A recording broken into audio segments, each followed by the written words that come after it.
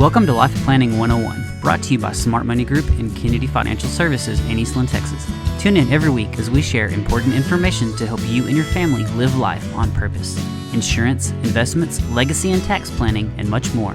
All covered now on Life Planning 101. Welcome to Life Planning 101. My name is Angela Robinson with Smart Money Group and Kennedy Financial Services here in the town of Eastland, Texas, where in any July it is going to be hot. That is inevitable. And you better stay hydrated. Well, that's exactly what we're going to talk about here on Life Planning 101. And no, we're not talking about physical hydration. You can work on that on your own. Drink plenty of water, drink plenty of Gatorade, electrolytes. I know the Miller Lite sounds really good on a hot day, but make sure you get plenty of water. No, we're going to talk about your life being dehydrated.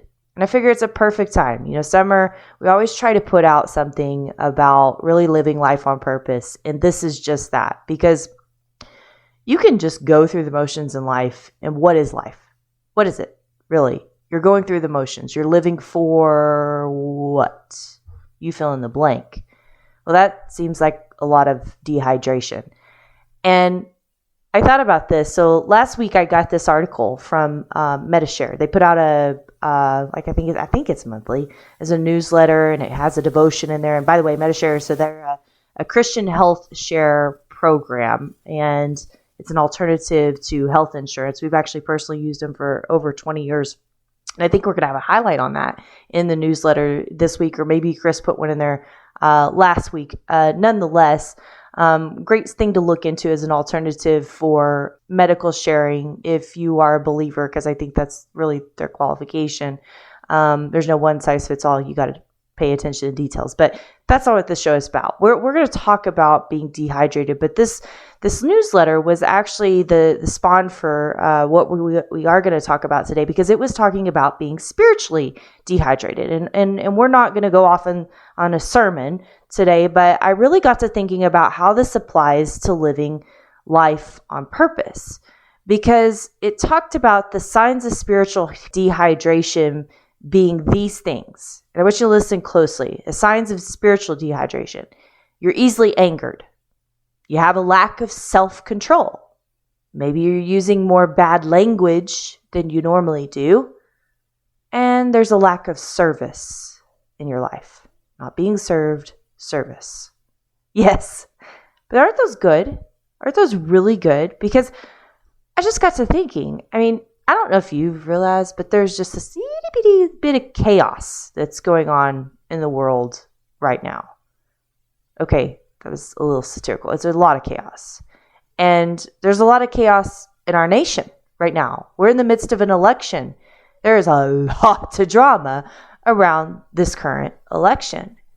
And there's chaos in our communities. I don't know what happened with COVID.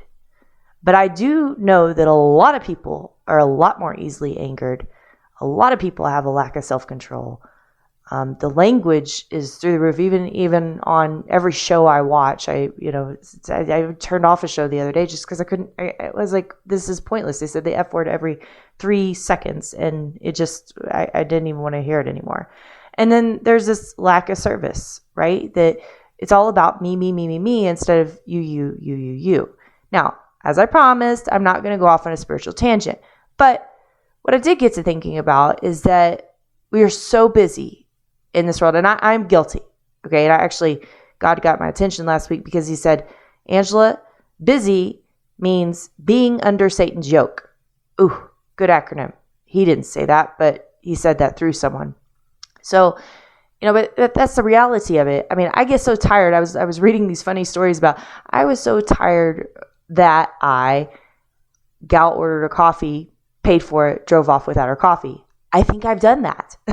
It was funny for half a second until I realized, I think I've done that.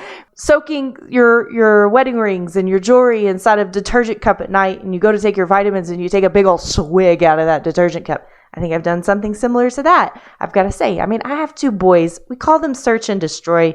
Every day is a new day. I'm on task from the time I wake up to the time I go to bed. It's no wonder, but I think everybody's got this. Is they're just tired in certain areas of their life. And I love this one. Guy was so tired that he just decided he'd go to the restroom to take a cat nap in the middle of the day because he couldn't take one in his cubicle. But here's the thing. What does it mean to live life on purpose? I mean, that's our tagline, helping people live life on purpose. We are a wealth management firm. We are a planning firm, but our tagline is to help people live life on purpose. That's not to help people make more money, although that is part of what we do. That's what we aim to do, right? If we didn't try to do that, we wouldn't have a job. It's not to give all your attention to all these obligations in life. Nope, that's not what we try to help people do. We try to help people actually not think about those things, because I really feel like that those things are the things that pull you away from being able to be happy, being able to be filled with joy. Dehydration, when you're not aiming to live life on purpose every single day. So the question is your life dehydrated, or are you living on purpose? You're not going to want to miss this right here when we come back on Life Planning 101.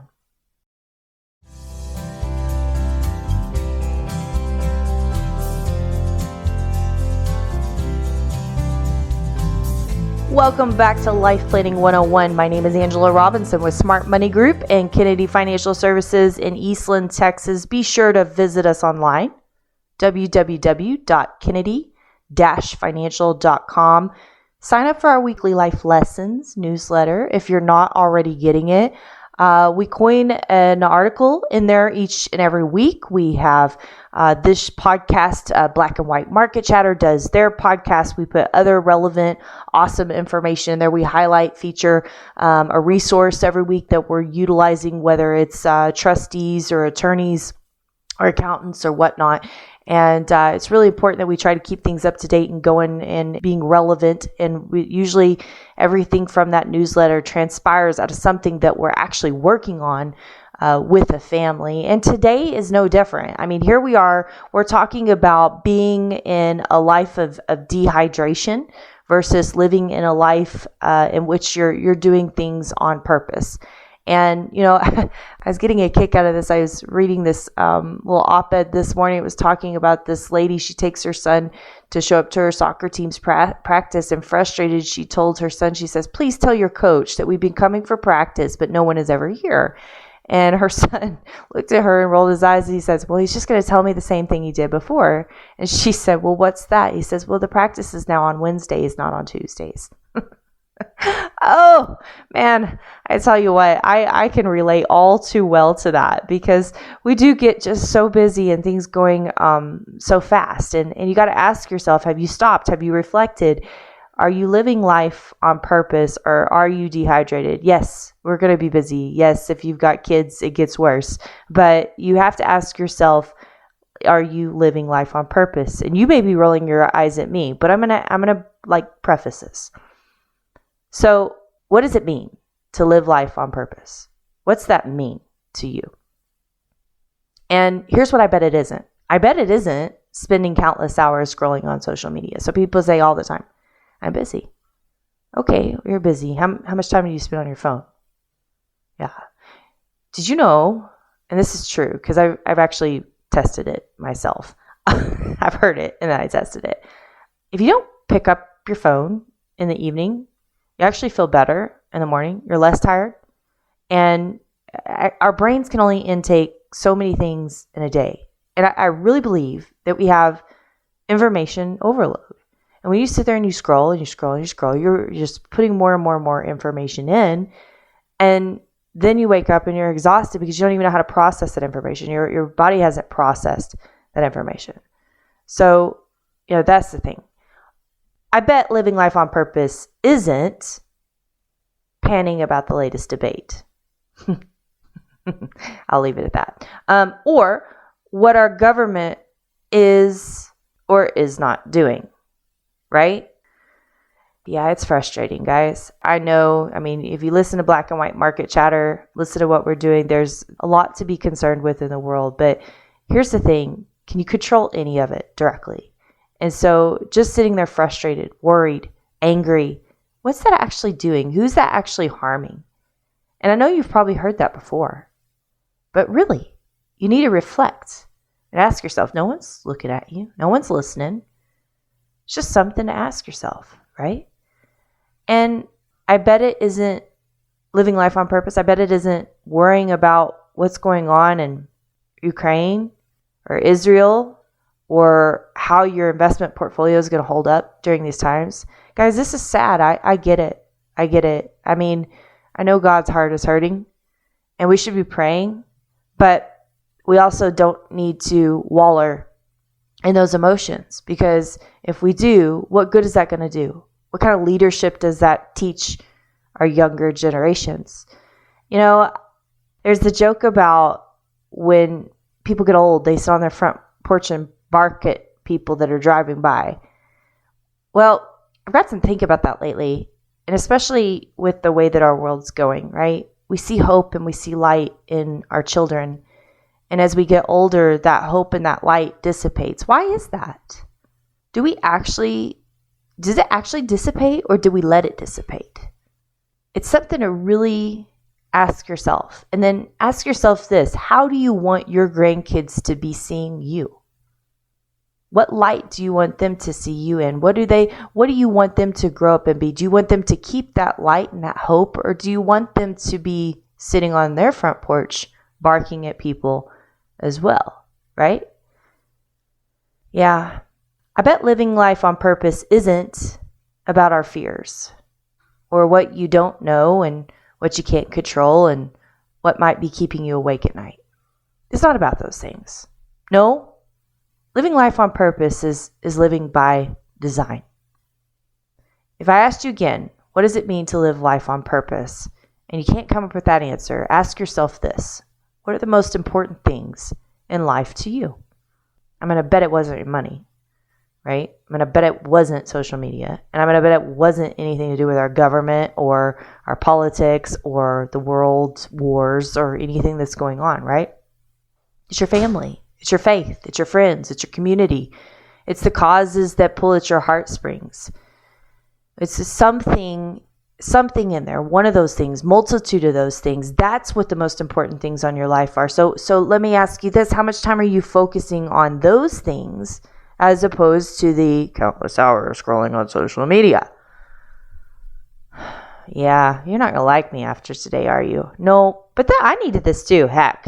I mean, I live in a world that I literally have to know what's going on in the world each and every day. Luckily, we have an entire investment team that's dedicated to doing a ton of research, but I certainly keep up to date, and it's not fun keeping up to date. I'll be honest. I actually try to throw in fun little animal videos and fun little, short jokes and stories or devotions and God things to keep me uplifted as I'm actually reading through this stuff, because it can just weigh on you, can weigh really heavy on you. But that's the reality is I don't think you can just turn a blind eye to what is going on. And I don't think you should turn a blind eye into what is going on. But I don't think you should let that be your life and what you're living for, and let you lose your focus on what's most important things in your life, because your life will be dehydrated. You will be easily angered, lack of self-control, the bad language starts flying, and the lack of serving others, right? That's those symptoms of that spiritual dehydration, which I really think are symptoms of just not living life on purpose. We're a nation, guys, that we need to get off of our phones, and we need to stop watching as much news. We need to stop scrolling, and we need to get back to our roots, and we need to get rehydrated. We need to focus on our family. We need to focus on our faith. We need to focus on our friends. We need to focus on our communities. We need to focus on the things that pull at your heartstrings. They pull at your heartstrings for a reason. So the question is, how can you spend more time doing that? Well, I bet you just thought of 3 reasons that you can't. So when we come back on Life Planning 101, that right there is what we are going to focus on. You're not going to want to miss it.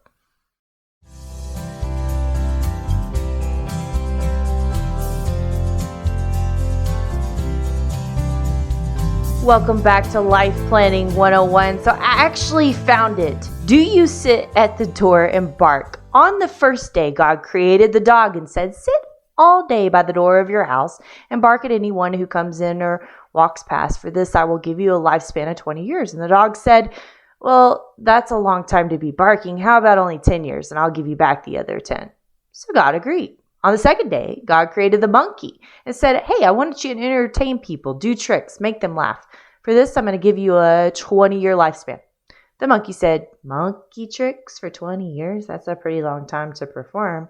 How about you give me back 10 like you did the dog? So God agreed.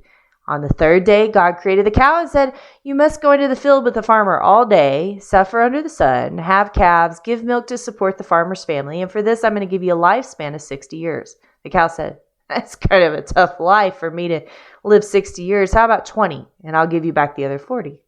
So God agreed. On the fourth day, God created humans. He said, eat, sleep, play, marry, and enjoy your life. And for this, I'll give you 20 years. But the human said, only 20 years? Could you possibly give me the 20, the 40, and the 10 that you gave back to the dog, the cow, and the monkey and make that 80? So God said, okay, well, you asked for it.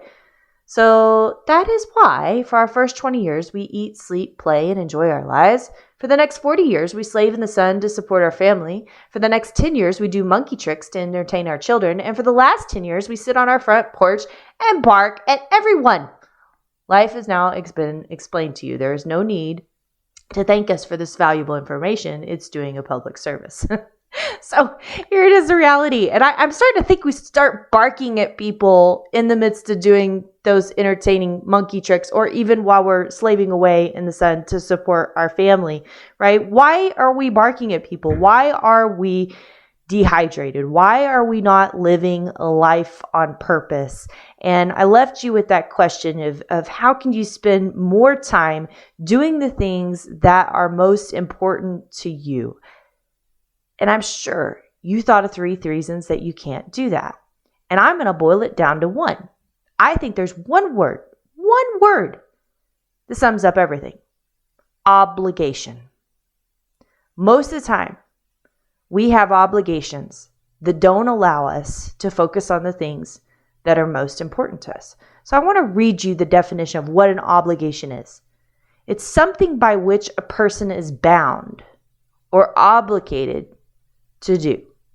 And it arises from a sense of duty or results from customs, laws, etc. A synonym to it is responsibility. That came from dictionary.com. The reason I wanted to read that is because I wanted to bold the word bound. Bondage. That's a horrible word. Think about that. It's negative and it's heavy. Yet we as Americans fill our lives with bondage, obligation. Yep, we're a nation that works ourselves into an early grave to keep up with the Joneses. Yep, we spend those 40 years slaving away. No wonder that we start barking towards the end of the 40 years. We don't even make it after we do monkey tricks, right? Because we're worn out. We have all these obligations. We work and earn more obligation. We work and add more obligation. We work and create more obligation. What a vicious cycle. So here's the deal. The answer is simple. You need to de-obligate. De-obligate your life to rehydrate your life. And I hate to tell you this, but the buck can only stop with you, because you're the only one that can figure out how to do that. Now, obviously, we're here to help.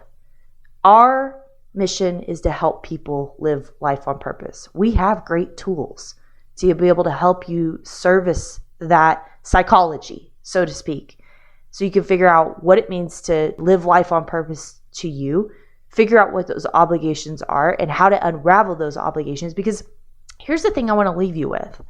And we wrote an op-ed on this. I think Chris can probably link this when he does the newsletter this week. So make sure you go online, www.kennedy-financial.com. Sign up for our weekly life lessons newsletter so you can get this link, because there was a great article and show we wrote about, are you here to serve your money or is it here to serve you? And I think that's what you have to ask yourself right now, is you have to ask yourself, am I here to serve my money? Have I built myself all these obligations just to keep up with the Joneses, that I can't break free of this? That yes, I do have these signs of dehydration. I am easily angered. I have a lack of self-control. I can't control my language. I have a lack of serving others. Do you know we're here to serve? That's what we're here to do. Doesn't it feel good when you help someone else? Have you ever noticed that? How awesome it feels when you put someone else ahead of yourself. It's like one of the biggest gifts in life. Yet we spend so much time focusing on ourselves because we can't help anyone else, because we built all these obligations up. So guys, it's the middle of summer. Summer should be about your family, spending time with the kids that are out of school, trips, whatever it is. But I'm going to ask you to do something else. I'm going to ask you to reflect. What can you de-obligate in your life so you no longer are here to serve your money? And your money is here to serve you and help you live life on purpose. My name is Angela Robinson with Smart Money Group and Kennedy Financial Services. God bless you. I pray that He carries you through this op-ed this week, that it really helps you make some moves in your life to make sure you're staying hydrated and living a life on purpose. Join us next week right here on Life Planning 101.